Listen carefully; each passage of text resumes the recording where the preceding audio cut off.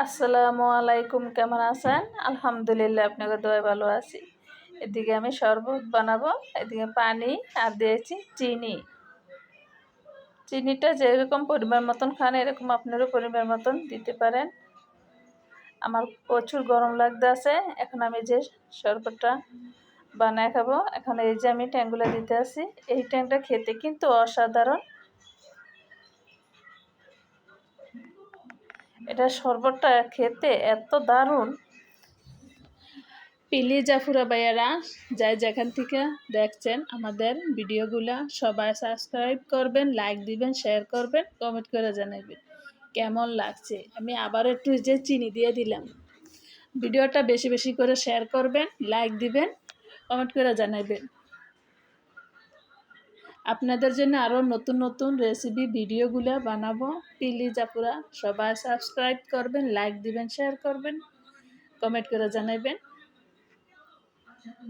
এখন এই যে আমি মিক্সার করে তারপরে খাবো।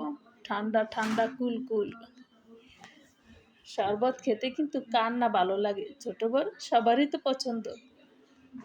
গরমের ভিতরে কিন্তু অনেক ভালো লাগে। আর কয়েকদিন পরে আস্তে আস্তে শীতকাল। শীতের দিন গরম গরম পিঠা খাইবেন, শীতের পিঠা খাইবেন।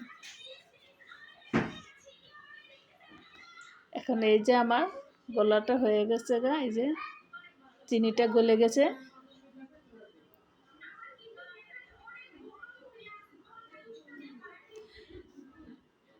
আমাদের ভিডিওটা যে কোনো অংশ ভালো লাগলে প্লিজ আপুরা সবাই দ্রুত লাইক দিবেন আর সাবস্ক্রাইব করবেন, লাইক দিবেন, শেয়ার করবেন, কমেন্ট করে জানাবেন কেমন লাগছে আমাদের ভিডিওগুলা। সাথী জাহান নীলা। এখন আমি খাবো।